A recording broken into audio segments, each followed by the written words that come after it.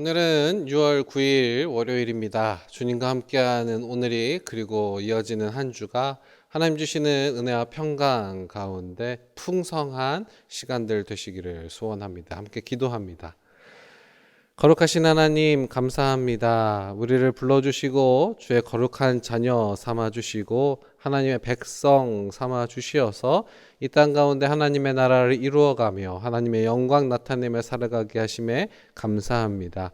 오늘 하루 그렇게 살아가는 삶 가운데 은혜와 평강을 더하여 주시고 주님 주시는 능력으로 말미암아 승리케 하여 주시고 하나님 인도하시는 대로 순종하며 따라가는 귀한 삶 되게 하여 주시옵소서. 은혜 주시는 예수님 이름으로 기도드립니다. 아멘. 오늘 우리에게 주신 하나님 말씀은 구약성경 민수기 35장 9절로 21절 말씀입니다. 주님 감사합니다. 여호와께서 또 모세에게 말씀하여 이르시되 이스라엘 자손에게 말하여 그들에게 이르라. 너희가 요단강을 건너 가나안 땅에 들어가거든 너희를 위하여 성읍을 도피성으로 정하여 부지 중에 살인한 자가 그리로 피하게 하라. 이는 너희가 복수할 자에게서 도피하는 성을 삼아 살인자가 회중 앞에 서서 판결을 받기까지 죽지 않게 하기 위함이니라. 너희가 줄 성읍 중에 6을 도피성이 되게 하라. 새 성읍은 요단 이쪽에 두고 새 성읍은 가나안 땅에 두어 도피성이 되게 하라.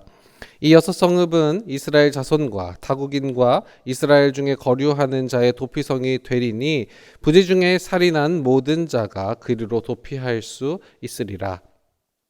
만일 철 연장으로 사람을 쳐 죽이면 그는 살인자니 그 살인자를 반드시 죽일 것이요 만일 사람을 죽일 만한 돌을 손에 들고 사람을 쳐 죽이면 이는 살인한 자니 그 살인자는 반드시 죽일 것이요 만일 사람을 죽일 만한 나무 연장을 손에 들고 사람을 쳐 죽이면 그는 살인한 자니 그 살인자는 반드시 죽일 것이니라. 피를 보복하는 자는 그 살인한 자를 자신이 죽일 것이니 그를 만나면 죽일 것이요 만일 미워하는 까닭에 밀쳐 죽이거나 기회를 엿보아 무엇을 던져 죽이거나 아기를 가지고 손으로 쳐 죽이면 그 친 자는 반드시 죽일 것이니 이는 살인하였음이라. 피를 보복하는 자는 살인자를 만나면 죽일 것이니라. 아멘. 레위기 35장은 전반적으로 레위인들이 거주할 성읍에 관한 내용과 그 중에 도피성에 대한 내용 그리고 살인에 관한 율법을 기록하고 있습니다.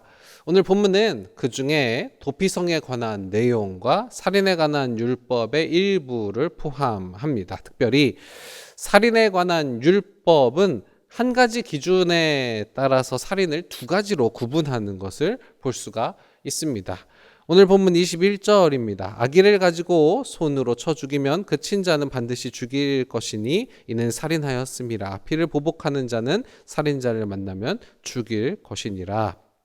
그리고 오늘 본문은 아니지만 이어지는 22절을 보면 아기가 없이 우연히 사람을 밀치거나 기회를 엿봄이 없이 무엇을 던지거나 라고 이야기하면서 그 기준 가운데 악의가 있는지 미워하는 마음과 또한 의도를 갖고 사람을 죽였는가 아니면 우발적인 사고로 사망하였는가를 기준으로 이것이 살인 사건인지 사망 사건인지를 구별하는 것을 볼 수가 있습니다. 그리고 악의를 갖고 계획적으로 미워하는 까닭에 기회를 엿보아 죽인 살인 사건의 경우 19절 피를 보복하는 자는 그 살인한 자를 자신이 죽일 것이니 그를 만나면 죽일 것이요 라고 말씀하십니다. 오늘 말씀은 사람을 죽이는 것을 권장하는 것이 아닙니다. 도리어 사회 정의를 위해 올바른 판결과 그에 합당한 형벌이 있어야 한다라고 말씀하고 있습니다. 살인사건의 경우 그 살인자를 죽이는 것이 마땅한 형벌입니다. 그러나 사람을 죽였다고 해서 아무런 절차 없이 그 살인자를 죽여서는 안 됩니다. 그러기 위한 제도가 바로 도피성입니다.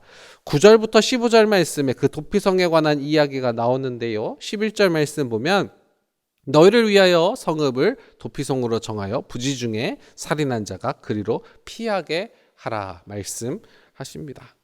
레위인들이 거주하는 성읍 중에서 요단 동쪽의 세 성읍 그리고 요단 서쪽 가나안 땅의 세 성읍 또한 6성읍을 도피성으로 정해서 부지 중에 살인한 자가 그리로 도피하여 보복당하는 것을 피하게 하는 것입니다. 무엇을 위해서입니까? 12절 말씀에 이는 너희가 복수할 자에게서 도피하는 성읍을 삼아 살인자가 회중 앞에 서서 판결을 받기까지 죽지 않게 하기 위함이니라 말씀합니다. 중요한 것은 판결을 받기까지 죽지 않게 하기 위함이라는 겁니다. 판결을 받아서 그가 악의를 가지고 계획적으로 살인했는지 아니면 악의 없이 부지 중에 실수로 사람을 죽게 했는지 판단받을 수 있는 권리가 있다라는 것입니다. 비록 살인을 했지만 억울하게 보복당하지 않도록 판결을 받기까지 보호하는 것이 도피성의 정신입니다. 누구든 법의 보호 안에서 바른 판결을 받고 법의 테두리 안에서 처벌받을 수 있어야 한다라는 것이 오늘 말씀의 정신입니다. 이것이 하나님의 백성 공동체에게 주시는 질서입니다. 공의와 정의의 하나님 그리고 긍휼의 하나님이 하나님의 백성 공동체를 정의와 긍휼로 인도하십니다. 비록 하나님의 백성 공동체 가운데 이런 정의와 긍휼이 완전히 이루어지지 않을지라도 하나님의 뜻은 변하지 않는다라는 사실을 오늘 우리는 기억해야 하겠습니다. 또한 그 하나님의 뜻을 하나님의 통치 안에 우리의 삶 가운데 이루어가는 것이 오늘을 사는 우리의 몫이라는 사실 역시 기억해야 하겠습니다. 그 누구도 법의 테두리 안에서 억울한 일을 당하지 않도록 보호하고 받아야 할 형벌에 대해서는 적법하게 올바르게 집행해야 한다는 것. 그를 통해 하나님 백성의 질서가 이루어진다는 사실, 질서의 하나님이 우리를 인도하시는 방법이라는 것을 오늘 우리가 기억하고 우리의 삶 가운데 그 질서를 이루어가며 주님 주시는 평화와 화평을 누리는 귀한 한 날 되시기를 주님의 이름으로 축원합니다.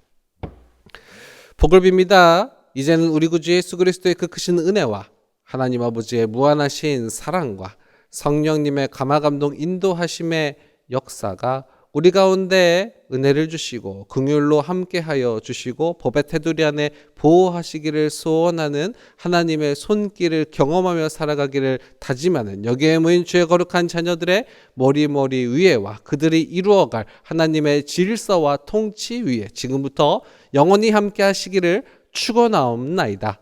아멘.